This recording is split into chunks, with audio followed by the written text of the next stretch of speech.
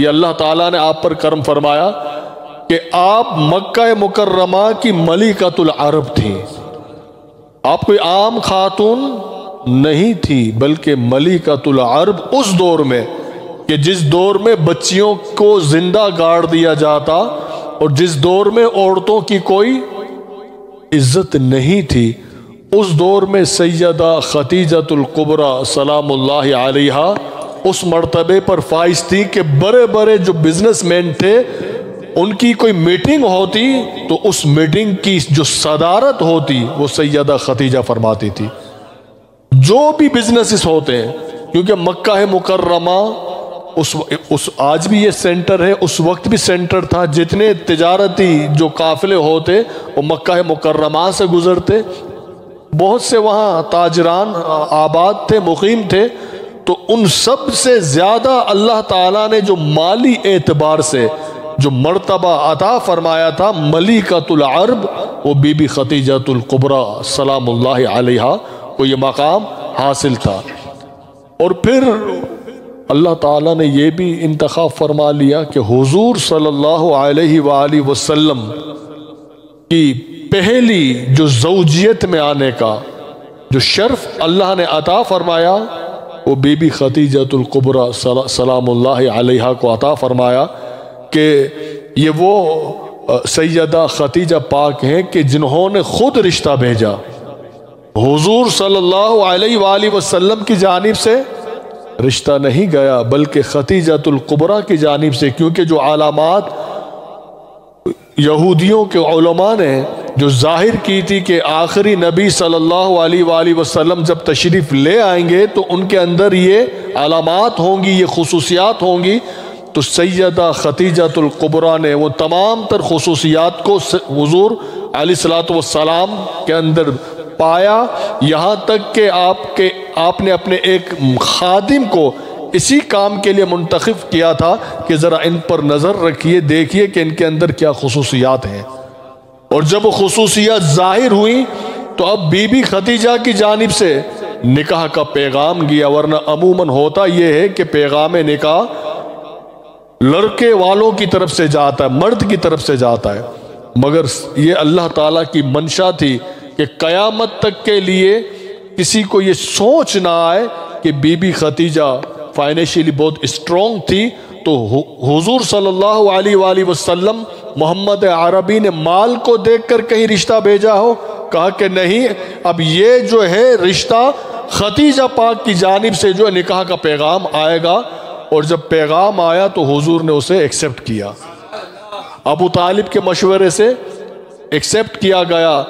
آج بھی جو نکاح ہوتا ہے حضرات گرامی آپ دیکھ لیجئے، آج بھی جب نکاح ہوتا ہے تو جب دو گواہوں کی موجودگی میں، ایک وکیل کی موجودگی میں جب نکاح خواہ، جب قاضی جب ایجاب قبول کرتا ہے تو پہلے لڑکے سے یہی پوچھتا ہے کہ فلاں لڑکی کو، فلاں کی بیٹی، فلاں کی جو ہے ان گواہوں کی موجودگی میں لڑکے سے یہ پوچھا جاتا ہے کہ کیا تم اس لڑکی کو تم قبول کرتے ہو.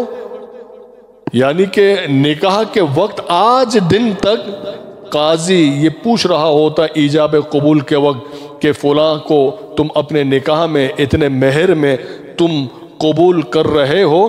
اب یہ لڑکی سے نہیں پوچھا جا رہا، لڑکی کے حوالے سے حضور یعنی لڑکے سے پوچھا جا رہا ہے. کیوں پوچھا جا رہا ہے حضرات گرامی؟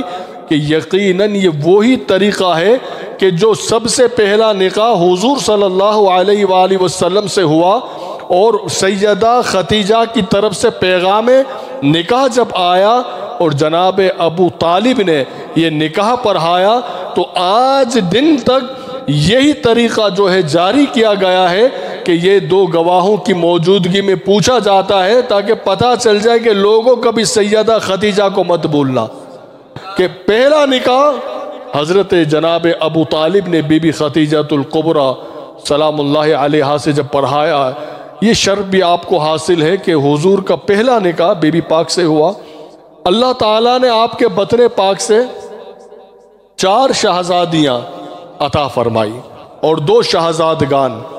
یہ شرف بھی اللہ تعالیٰ نے بی بی خدیجہ کو عطا فرمایا کہ آپ کے بطن پاک سے حضور صلی اللہ علیہ وسلم کی جو بڑی شہزادی حضرت سیدہ زینب، دوسری شہزادی بی بی رقیہ، اور پھر ام کلثوم، اور چوتھی شہزادی جو شہزادی کائنات ہیں، جو مخدومہ کائنات ہیں، بی بی فاطمہ الزہرا سلام اللہ علیہا، یہ بھی بی بی خدیجہ کے بطن پاک سے اللہ تعالیٰ نے حضور کو عطا فرمائی۔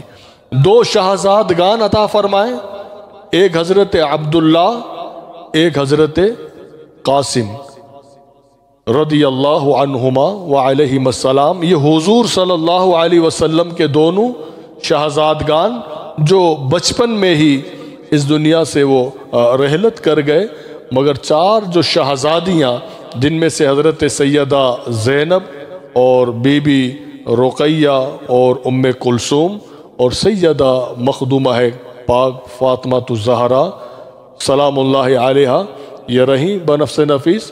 سیدہ زینب کا نکاح ابو العاص کے ساتھ ہوا، اور ام کلثوم بی بی رقیہ اور ام کلثوم، ان کا نکاح حضرت عثمان ذوالنورین کے ساتھ ہوا۔ ان کو ذوالنورین اسی لیے کہا جاتا ہے کہ حضور کی یہ دو شہزادیاں جناب عثمان کے عقد میں آئیں، ایک کے بعد ایک۔ بی بی رقیہ کا وصال ہوا، اور آپ کے وصال کے بعد حضور صلی اللہ علیہ وسلم نے آپ کی دوسری شہزادی ام کلثوم کا نکاح بھی عثمان غنی سے فرمایا، اور آپ کی چوتھی شہزادی مخدومہ پاک سیدہ خاتون جنت فاطمہ الزہرا سلام اللہ علیہا، آپ کا نکاح مولا مرتضیٰ سے ہوا۔ تو یہ چاروں شہزادیاں اللہ تعالیٰ نے حضور صلی اللہ علیہ وآلہ وسلم کو سیدہ خدیجۃ الکبریٰ سلام اللہ علیہا سے عطا فرمائی۔ آپ کا مقام اور مرتبہ کیا ہے؟ آپ صلی اللہ علیہ وسلم کی مبارک لائف جب ہم دیکھتے ہیں تو یہ 63 سالہ زندگی ہے، جس میں آپ نے اعلان نبوت جو فرمایا 40 برس کی عمر میں فرمایا۔ 25 برس کی عمر ہے آپ صلی اللہ علیہ وآلہ وسلم کی، اور آپ نے 25 ایئرز عمر مبارک میں سیدہ خدیجۃ الکبریٰ سے آپ نے نکاح فرمایا۔ سیدہ خدیجہ پاک کی عمر اس وقت آپ کی عمر مبارک 40 برس کی تھی، اور حضور صلی اللہ علیہ وآلہ وسلم کی عمر مبارک 25 سال کی تھی۔ یہ پورا جو دورانیہ ہے، پھر اس کے بعد آپ صلی اللہ علیہ وسلم جب 40 برس کی آپ کی جب عمر مبارک، جب 40 سال کے عمر مبارک میں آپ جب پہنچے تو پھر آپ نے اعلان نبوت فرمایا۔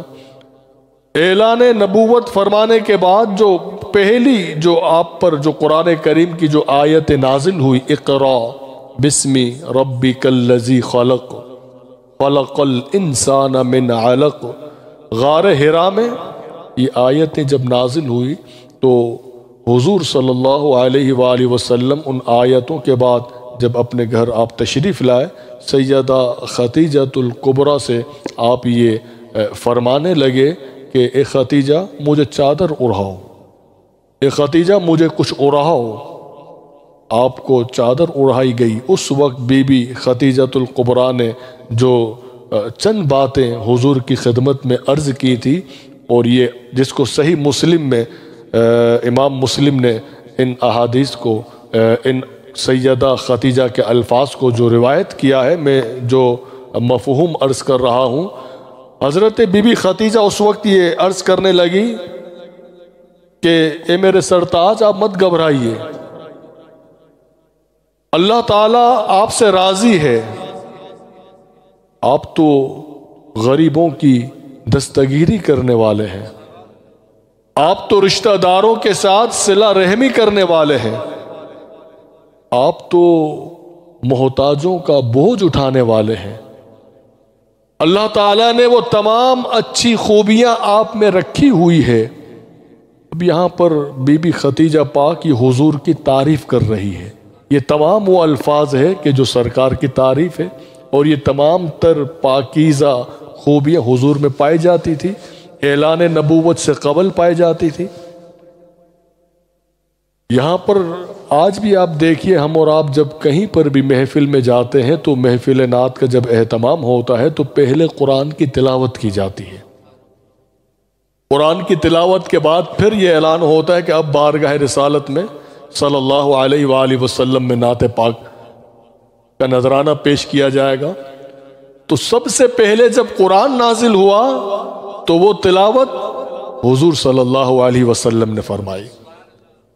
آ کر یہ سنایا کہ اے خدیجہ، اللہ کی جانب سے یہ حکم آیا ہے، اقرا بسم ربک الذی خلق. اور جو کیفیت تھی تو یہ سن کر اور پھر سب سے پہلے جو نعت پڑھی کہ یا رسول اللہ، آپ تو اس اعلیٰ مرتبے پر فائز ہیں کہ آپ تو غریبوں کی دستگیری کرتے ہیں، آپ تو خاندان والوں کے ساتھ، رشتہ داروں کے ساتھ صلہ رحمی کرتے ہیں، آپ تو کمزوروں کا بوجھ اٹھانے والے ہیں، آپ تو سچ بولنے والے ہیں. تو سب سے پہلے ان الفاظ کو قرآن کریم کی آیات کے بعد سیدہ خدیجۃ الکبریٰ یہ کہہ رہی ہیں، گویا یہ بتا رہی ہے کہ یا رسول اللہ، تاریخ یہ لکھے گی کہ قرآن اگر آپ نے پڑھا ہے تو نعت سب سے پہلے میں پڑھ رہی ہوں. اسی وقت سیدہ خدیجہ حضور کی یہ تعریف کر رہی ہے. اب حضور صلی اللہ علیہ وآلہ وسلم نکاح کے بعد آپ نے جو پورا عرصہ سیدہ پاک کے ساتھ جو گزارا ہے وہ 25 سالہ زندگی ہے. 25 ایئرز، 25 سالہ زندگی سیدہ خدیجہ کے ساتھ حضور نے گزاری.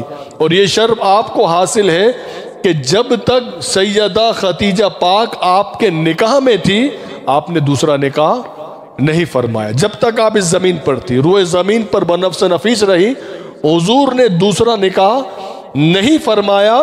اور اسی سلسلے کو سیدہ بی بی فاطمہ الزہرا سلام اللہ علیہا نے پھر ایک مرتبہ اس چیز کو دکھا دیا کہ میری ماں سیدہ خدیجہ جب تک حضور کے نکاح میں رہی تو حضور نے دوسرا نکاح نہیں فرمایا. اور پھر سیدہ خدیجہ کے بعد بی بی فاطمہ الزہرا جب تک علی کے نکاح میں رہی تو علی نے دوسرا نکاح نہیں فرمایا. صلی علی سیدنا و مولانا محمد. اللہم صلی علی سیدنا و مولانا محمد.